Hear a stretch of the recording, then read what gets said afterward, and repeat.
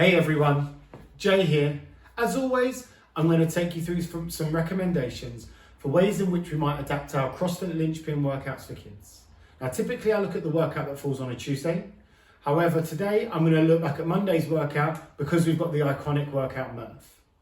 I'm going to take you through how you might set this up in a class structure, give you some timelines, and also give you briefly go over some of the stimuluses that we might hit during each part of that session.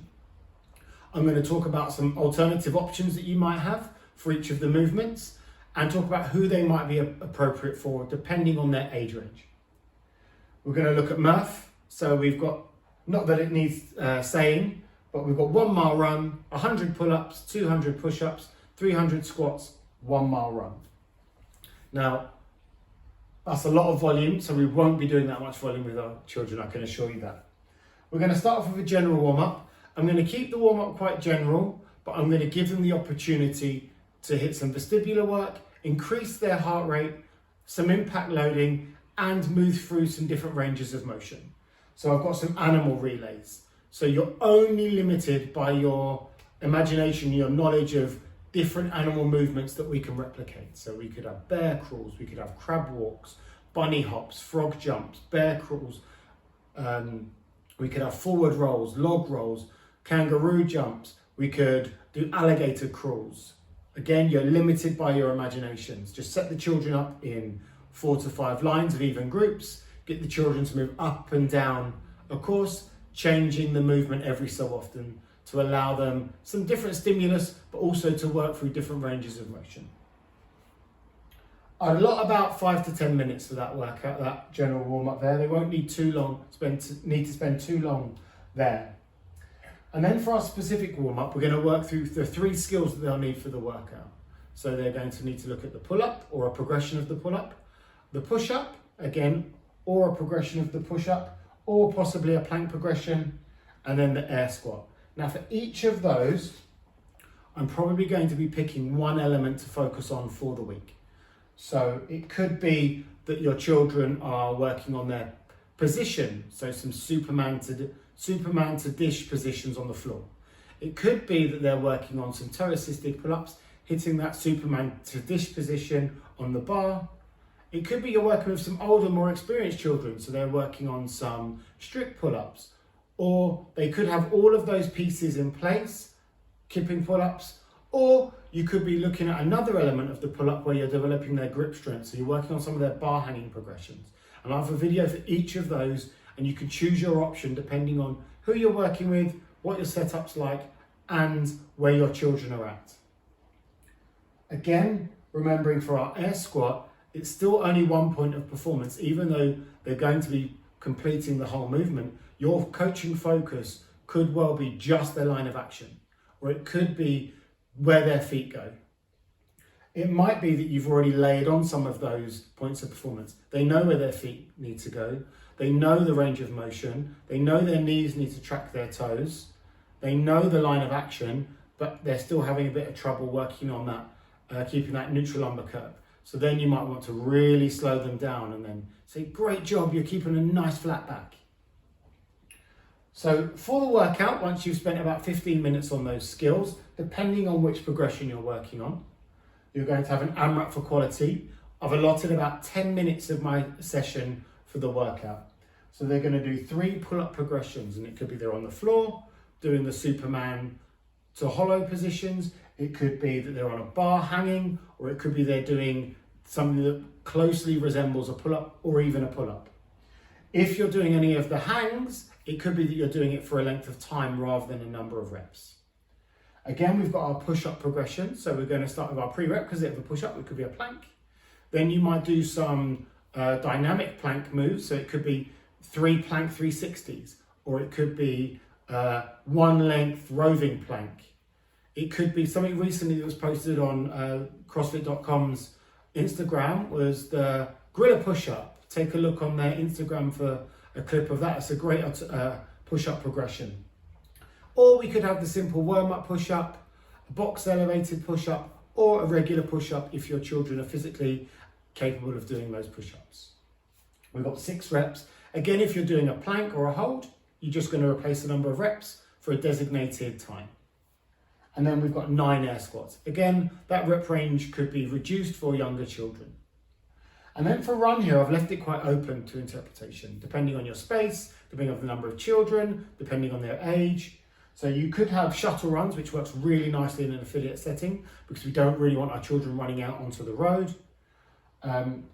It could be a longer shuttle run, so 50 meters, maybe 5 times. It's entirely up to you and depending on the maturity level of your children.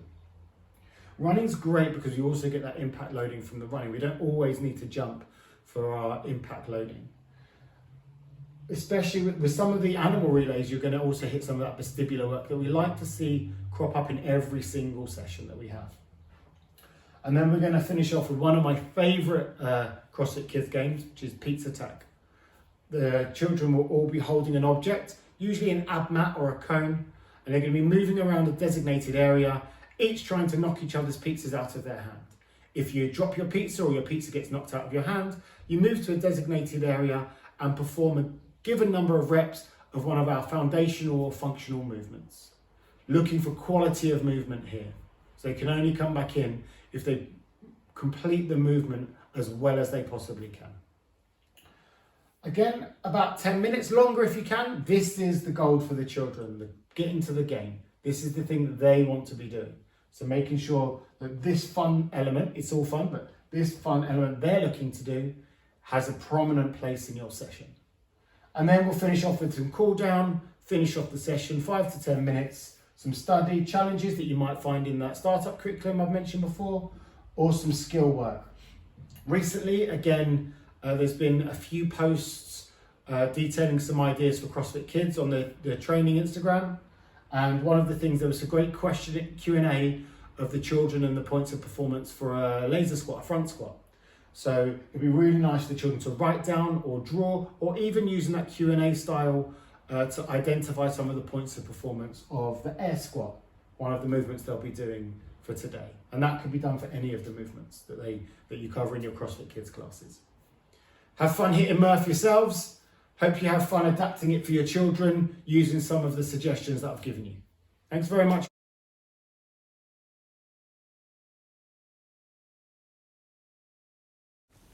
So first progression, we've got Superman to dish. So making themselves as long as possible, hopefully pushing their lower back into the ground, keeping their feet together as they turn over to one position to the other. So next up, we have the toe-assisted kipping pull-up, just hitting those positions that we just worked on the floor, while our feet are attached to the floor and our hands are on the bar. If you want to develop some of the grip strength, also develop some vestibular work, the bar hanging progressions are great. Starting off with a simple bar hang, just making sure we have that suspended shrug. So it's nice active shoulder, the children are pulling down on their bar and making their necks nice and long. Trying to keep that point of performance throughout all of the movements. Then it takes us into our hand releases. Following our hand releases, we have our side-to-side traverse, keeping our feet together. That nice active hang. Ideally looking forwards, not necessarily up at the bar, because you see that'll give us sort of a break in the neck, midline at the neck. And then we've got our monkey hangs. So a little tip when you're doing your monkey hangs is to bring your hands back close together. That stops you swinging too much.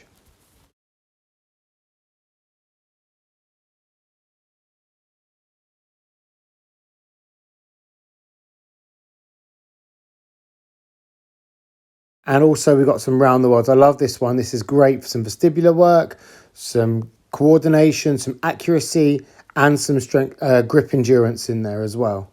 So if your children can do this, they're well on their way to being able to do some pull-up work. Working through these progressions consistently is going to get them a pull-up before you know it. If you work each of those progressions systematically and over a period of time, soon enough your children will be able to perform strict pull-ups, and then you'll be able to piece together each of those parts and they can perform some kipping pull-ups on the bar.